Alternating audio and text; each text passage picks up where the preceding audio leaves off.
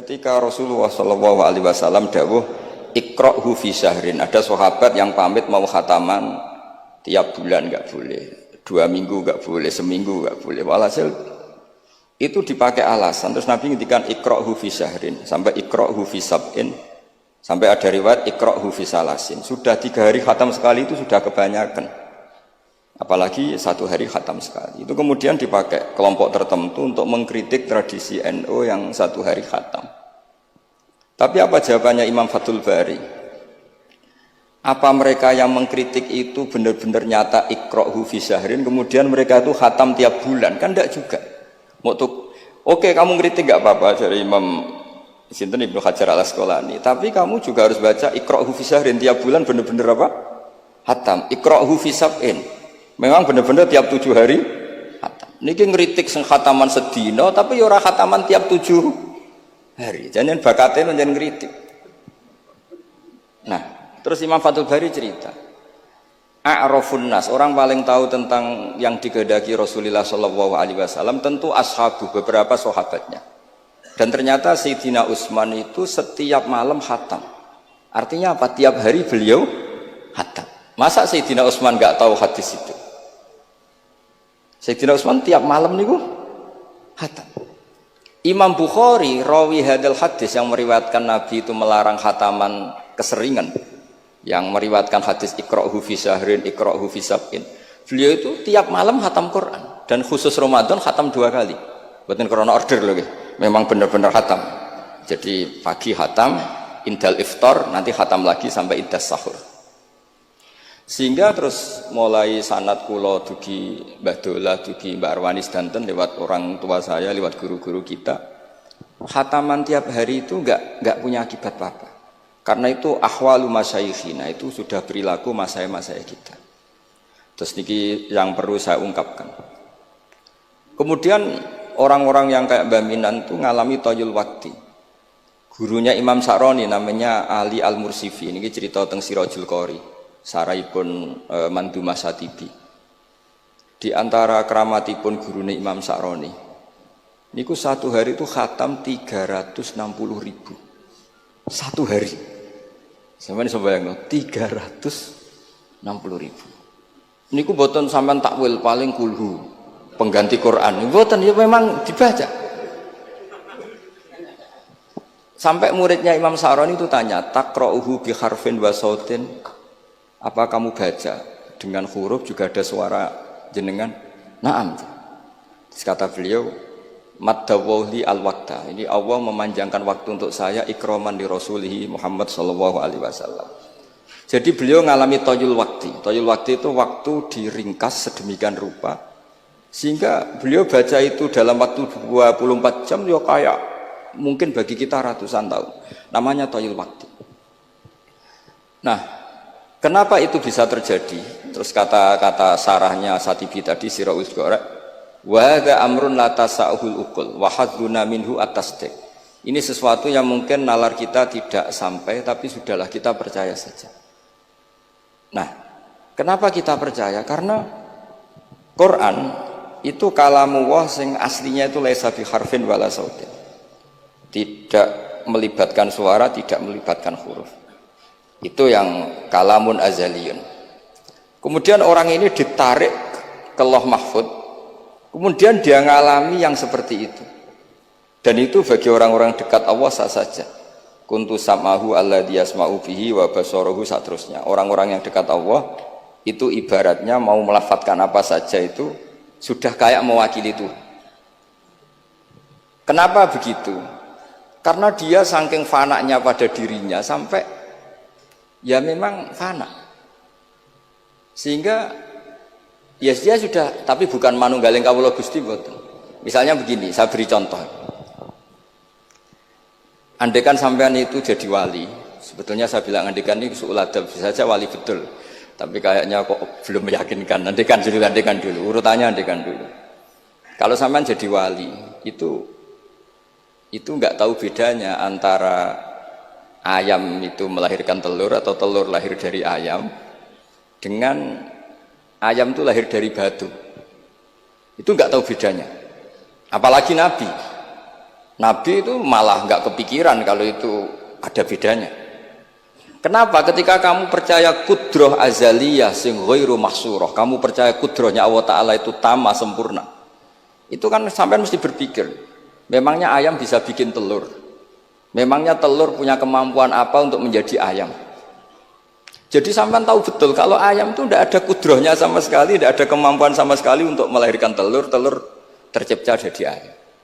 Artinya apa? Meskipun sesuatu itu sudah adi, sudah biasa, tetap yang ada adalah kudratullah, bukan hukum adat yaitu ayam menelur.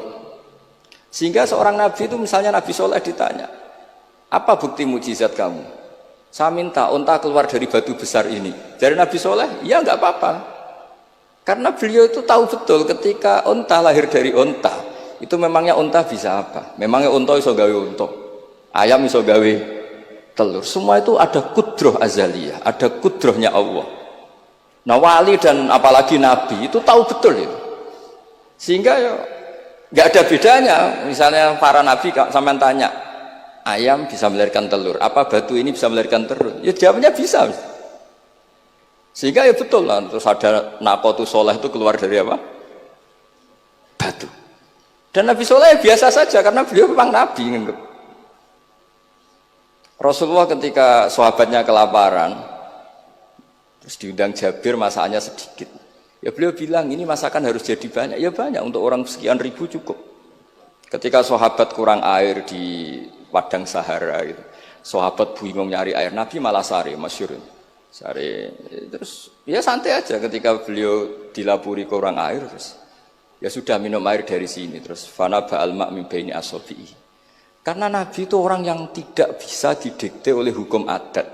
Sehingga tidak terus, ayam ini bisa melahirkan telur, berarti mungkin. Kalau batu enggak melahirkan telur, tidak mungkin. Terus kamu bilang ini mungkin, ini tidak mungkin. Itu kita kalau di matolek kan diajari. Padahal mungkin tidak mungkin berdasar hukum adat. Bukan berdasar kudrohnya Allah Subhanahu wa ta'ala. Nah, orang-orang yang sudah begini, masalah rezeki juga gitu. Soalnya sementing para pangeran, masuk dimbarno pangeran. Akhirnya sudah sementing muamalah mbek Allah. Makanya dulu ada cerita seorang Habib, dia nggak punya pekerjaan, terus setiap hari dia sholat, tiap pagi ngantor. Ternyata dia ke musola atau ke masjid sholat. Terus kata Habib itu, ya Allah, semua orang yang kerja engkau gaji, maka saya ya harusnya engkau gaji. Iku yo terus sugih, tapi bukannya ditiru boleh. Jadi dia apa ngantor ya rati kantor, ngantorin di masjid, sholat. Tapi ini nggak boleh gaya-gayaan, yang sudah makomnya seperti itu. Orang sampean gak makomnya ribet. Tapi ini cerita ya, kalau tak belajar Quran. Sehingga para nabi itu nggak kepikiran, misalnya Nabi Ibrahim itu nggak kepikiran kalau api itu bisa membakar, karena beliau tahu api apa punya ikhtiar, api apa punya irodah, punya kehendak. Api apa punya cara yang diinginkan api itu untuk membakar saya, kan tidak juga, dia benda mati. Pasti itu tangan Allah. Sehingga ketika beliau mau dibakar ya santai aja, beliau nggak tahu bedanya di sana sama di sini. Semua nabi itu begitu, ma kunta tadrimal kitab walal iman. Makanya semua nabi itu rata-rata ummi itu ya pokoknya sudah begitu. Makanya disuruh berdoa ya nggak mau. Kata malaikat Jibril, saya Jibril untuk nolong kamu, tidak, saya tidak butuh kamu. Maksudnya kamu ngomong, nanti tak sampaikan ke Allah. Allah itu sudah tahu tanpa kamu. Hasbi min su'ali ilmuhu bihali. Itu Nabi. Nah, Rasulullah Muhammad SAW juga sama. Ketika mau perang Badar, itu kan musuhnya itu 1000 lah kira-kira gitu. Sahabat itu 300. Terkenalnya 313 sama dengan Ashabi apa itu? Talut itu. Apa itu waqatala apa Daud itu, Ashabi Daud itu. Itu Nabi ya santai saja. Padahal itu pedang satu dipakai orang 10. Sampai bisa bayangkan perang pedangnya gentinan. Tidak bisa kan? Tapi Nabi karena diutus Allah ya jalan saja. Ya santai. Karena bagi Nabi itu nanti ada kudratullah. Betul. Ternyata perang musuhnya 1000, musuh 300, yang satu perlengkapan lengkap, yang satu gentenan pedang. Perang yus, dibacok sik nyilep pedang itu musuh kan yur gak iso bayangno. Singkat cerita terus masyhur itu Nabi terus berdoa. Ya Allahumma Allahumma intuhlik hadil isobat alam tu'bad ba'dal yaum.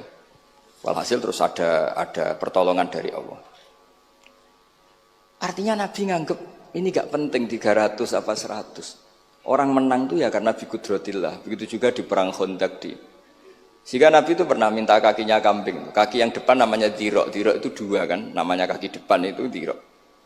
Coba ambilkan dirok itu, ini ada tamu, diambilkan. Terus diambilkan lagi 1, diambilkan. Terus ambilkan lagi, bukankah kambing diroknya hanya 2 ya Rasulullah? Andai kan kamu langsung ngambil, pasti tetap jumlah itu ada. Karena ketika Nabi ngendikan ini jadi konstitusi. Jadi kemana malaikat kudu melok ribet Nabi ngendikan. Ya masyhur kan Nabi khutbah, padahal pas musim kemarau nggak mungkin hujan cara hukum adat. Ya Rasulullah khutbah itu suwi-suwi niki wong bingung perkara ana udan. Pun pokoke niki bingung halakatil amwal mergo gak ana udan. Niku Nabi langsung ngendikan udan. Bareng udan minggu berikutnya wong kebanjiran sakniki mboten rusak krana kemarau tapi krana banjir. Niku Nabi ngendikan Allahumma hawalena wala ini langsung mari. Artinya Nabi itu gak bisa didikte terus. Ini secara ilmu falak ini gak musim hujan. Nah, kiai saya kan perhitungan, gelem istisqa sak usih didelok wis musim dadi istisqa. Kalau di kanca kiai ahli falak, ini kon istisqa ora gelem. Tak takoki kena apa? Tak hitung jek suwe kesudan iki. Engko ora ketara ra mandine, dadi dekne ngenteni. Wis, yo ono kiai rondo politik ngoten yo. Tangan-angan yo bener timbang terkenal ngobos kan nurono reputasi dadi. Iku yo. Tapi kalau Nabi itu ndak. Nabi itu makun tadrimal kitab walal iman. Karena kalau kita sudah makom itu nggak bisa didikte oleh al-ahkam al-adiyah. Nak pitik mulai rondok dari pitik. Makanya ketika ada kitab Al-Husunul Hamidiyah, hukum adat ini telah membodohkan kita lama sekali sehingga Anda tidak bisa percaya kudroh tamah.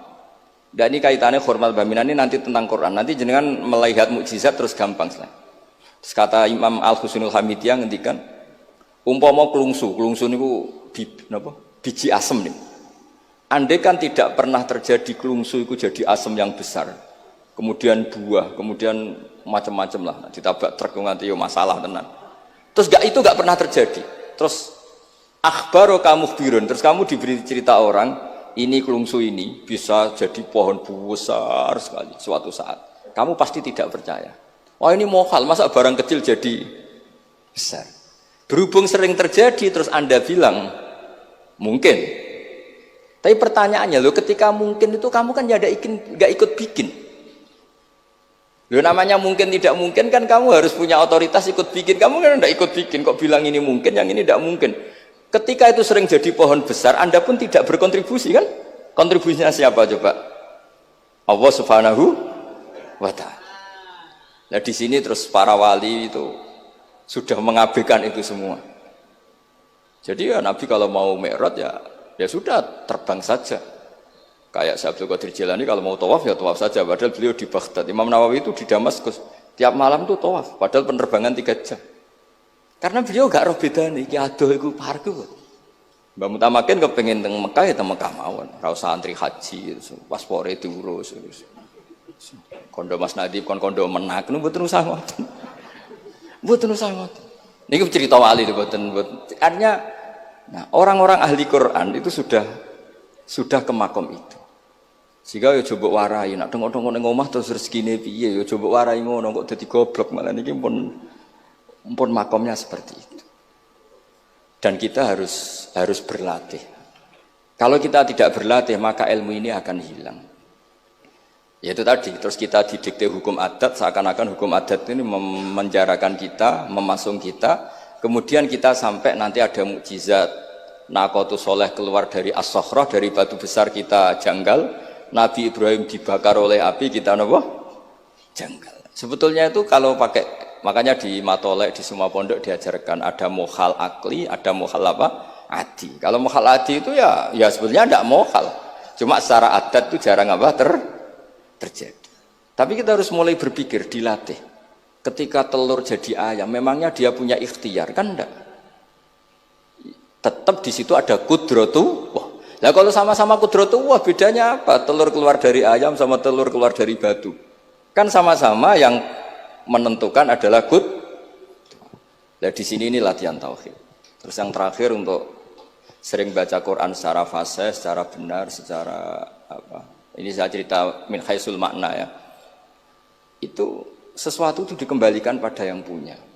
Saya beri contoh ya. Kalau sampean saya tanya, mic ini kan dari besi, sama ini masker dari kertas, dari kain. Ini kuat mana? Pasti sampean menjawab kuat mic, karena ini materinya dari apa? Besi. Tapi Anda salah. Artinya salah itu, ya semuanya itu cerdas tapi lagi setengah. Yang benar adalah, ya terserah jenengan Gus jenengan yang megang. Bisa saja ini masker tak rencanakan, tak awetkan, tak simpen, tak museumkan. Saya punya rencana menghancurkan mic ini. Berarti nanti awet mana? Dinosaurus itu konstruksinya lebih kuat, tapi Allah menghendaki habis-habis. Pitik sing ngono isek nganti saiki. Nah, kira-kira seperti itulah hukum Allah. Karena agama itu apa? Jadi ya mam biadi malakutu kulli syai. Agama itu berkeyakinan kalau ya terserah yang punya. Jadi kalau di depan agama kamu tidak bisa bilang ini lebih kuat timbang ini, tidak bisa. Tetap terserah yang Jadi kalau jenengan cerdas betul ditanya, mic ini sama masker kuat mana? Terserah jenengan. Atau kalau enggak, wallahu a'lam. Karena memang, iya apa artinya ini lebih kuat, tapi saya punya rencana menghancurkan. Tapi ini lemah, tapi aku punya rencana tak awetkan. Nah, seperti itu harus dilatih supaya kita terbiasa iman itu bil bayyinah dengan argumen-argumen yang kuat. Karena memang syaratnya iman menurut banyak ulama ya lam yakunil ladzina kafaru min ahlil kitab wal musyrikina munfakina hatta ta'tiyahumul bayyinah. Jadi sehingga semua rasul itu punya kecakapan itu. Makanya nanti kalau suatu saat jenengan dekat ajal, dekat apa, itu harus begitu juga dilatih. Ketika saya hidup ya tidak bisa mengatur kehidupan saya, cara kerja jantung, cara kerja organ tubuh kita. Sebenarnya kita hidup kan hidup saja, kita tidak tahu kenapa hidup. Tapi sawangannya nak wis mangan menjaga kehidupan. Sawangannya nak berobat menjaga apa? Kesehatan. Tapi kita bisa apa di depan qudratullah? Jadi harus dilatih terus. Karena ini ngaji bagi yang ahli Quran itu sekolah suwun. Adat kados Mbah Minan, Mbah Dimyati, beberapa ulama yang enggak keluar kamar itu mulai dulu juga ada. Itu juga satu manhaj karena sudah asik dengan Allah maka asing mengalami wahsah dengan yang lain. Tapi juga ada ulama yang milih kumpul orang banyak sehingga manfaati orang banyak. Dan menurut saya figur-figur di kajian itu sudah sempurna larnya. Ada model Mbah Dola, Mbah Sahal, Mbak Minan sendiri tertutup, tapi Ibu Umi Tuha sosialisasi kiroati kemana-mana. Sehingga ini pelajaran bagi kita bahwa pilihan dekat Allah itu variannya banyak. Yang penting ikhlas sambil terus belajar mendengarkan makalah-makalahnya ulama. Karena makalah ulama ini penting. Kita kalau nggak diwarai ulama itu tidak bisa cara berpikir bersanad. Saya sering didhawuhi Mbah Mun, ihdinas siratal mustaqim itu siratal ladzina an'amta alaihim. Kenapa tidak siratoka jalanmu ya Allah? Fa inna Allah ta'ala la ya'kul wa la yashrab wa la yanam. Allah itu tidak makan, tidak tidur, tidak apa-apa. Terus kita bisa niru apa, Pak? Tapi kalau siratal ladzina an'amta alaihim artinya thariqullah adalah dengan mengikuti orang-orang yang telah diberi nikmat. Jadi kita niru Mbah Dola, niru Mbah Arwani, niru orang-orang baik. Karena kita enggak bisa niru Allah. Makanya setiap Allah cerita orang kebaikan, cerita kebaikan itu pasti cerita aktor-aktornya. Ulaikal ladzina an'ama Allahu 'alaihim terus minan nabiyyin. Terus itu aja diceritakan keluarganya min dzurriyyati Adam wa mimman hamalna ma'anu supaya orang itu hormat sama leluhur. Saya kenapa cerita Mbah Mutamakin bukan tafakhur bin nasab bahwa kita soleh begini tuh barokahnya doanya orang-orang dulu min dzurriyyati Adam wa mimman hamalna ma'anu. Masih diteruskan wa min dzurriyyati Ibrahim wa Israil. Baru soleh secara umum yang tidak perlu nasab. Wa mimman hadaina wajtabaina. Jadi Allah menghormati nasab sampai seperti itu. Sehingga rata-rata orang-orang soleh itu ya mbah-mbahnya soleh. Mosok turunane sing wakaf masjid, sing kiai puluhan tahun, kalah mbek wong sing dadakan dadi kiai. Yo ketoke ora pati fair. Ini mboten kok urusan kula fanatik nasab nggih. Tapi tetap ini bisa jadi kiai karena melok partai wa mimman hadaina wajtabaina. Tapi yo ketoke yo pantes yo rada antri lah, aja kok ngarep nemen-nemen nak. Ya masuk terus misalnya ora tau wakaf masjid, ora tau wakaf tanah, ngerti-ngerti kepengin mimpin. Sing masjid iku nyunatno maulid, nyunatno tiba, ndekne mimpine ku ngaramno maulid kalau tiba. Ya nak ngaramno iku nggih masjid dhewe, aja ning masjid iki kan ngoten kira-kira. Terus Allah itu saking reganine tiang-tiang soleh dulu itu sampai ketika cerita orang baik itu pasti cerita mbah-mbahnya. Wa kana abuhuma sholihah. Ketika ada orang diperhatikan Nabi Khidir itu pertimbangannya wa kana abuhuma sholihah. Itu dalam kitabnya Said Muhammad, abuhuma itu abuhu as-sabi'. Jadi bapak yang ketujuh dari Hulam ini, bukan bapaknya pas.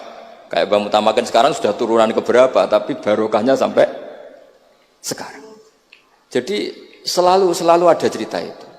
Makanya disebut ta'allamu ansabakum matasiluna bihi arhamakum. Kamu harus kenal nasab-nasab kamu supaya kamu bisa menyambung rahim-rahim kamu. Kemudian nasab yang gen ini khusus umatnya Rasulullah SAW, alhamdulillah ditambah nasab sebab. Jadi misalnya para habaib itu jelas mulia sekali karena dzurriyyah bad'ah min Rasulillah. Kemudian ada nasab bisabab, yaitu karena iktidak bisunnati Rasulillah atau karena ngaji atau karena ilmu. Ini disebut kullu nasabin wasababin munqati'un yaumal qiyamah illa nasabi wasababi. Sehingga ada orang yang benar-benar ahli bait karena gennya kayak Sayyid Hasan, Sayyid Husain, tapi ada orang yang diaku keluarga Nabi karena amalnya kayak Salman Al-Farisi. Ketika beliau punya ide cemerlang di Khandaq, Nabi memujinya dengan apa? Salman minna ahlal bait. Jadi niki artinya gini, jenengan meskipun tidak keluarga Mbah Minan secara gen karena yang keluarganya ya tentu Mas Fatah dan saudara-saudaranya, tapi kita bisa menjadi keluarga beliau karena amal dan karena mahabbah. Nggih ngoten mawon nggih sing donga ya ampun kula lah. Wis nurut mawon daripada niki bentrok nggih ribet. Wow, nak gak nurut itu Mas Nadib terus dikerano banser ning pun teng kanan kiri niku ribet nih wong niku panglima tertinggi napa? Udah kok wakili, udah kok ketuane tapi semua yang jelas saged meremot. Nggih, monggo berdoa Al-Fatihah. A'udzubillahi minasyaitonir rajim. Bismillahirrahmanirrahim. Rahmanirrahim. Shiratal ladzina an'amta 'alaihim ghairil maghdubi 'alaihim waladdallin. Bismillahirrahmanirrahim. Nahmaduka ya ghafuru ya syakuru ma shalli wa sallim wa barik ala habibika Muhammad wa ala alihi washabihi wa barik wa sallim asma'in. Allahumma ya ilahana ya wa fi barakatid da'ina ilaika wa barakatil mutawassilina ilaika bi jaya habibika Muhammad. Ighfir ya Allah limba Ahmad minan Abdillah salam wa ali darajatihi fil jannah wa barik fi ahlihi wa fi dzurriyyatihi ya Allah. Allahumma ya ilahana ya ij'alna ya aminin mutmainin alladzina la khaufun 'alaihim wa lahum yahzanun. Waj'alna salibin wa nimin mu'afin min kulli balai dunyal akhirah. Waj'al ya Allah himmatan al-ulya fi hadhihi ad-dar'i la kalimatika ya Allah. Hatta nakuna ya wa khudamatan di syariatika wa abnaina ya Allah wa abnaina fi khidmati syariatika al-gharra al-bayda lailuha kana hariha ya Allah. Aqimna fi dzalika wa inna ala dzalika ya Allah. Rabbana atina fid dunya hasanah fil akhirati hasanah wa qina adzabannar. Sallallahu ala sayyidina Muhammad sallallahu alaihi wasallam. Subhana rabbika rabbil izzati amma yasifun wa salamun alal mursalin. Alhamdulillahi rabbil alamin. Bismillahil Fatihah.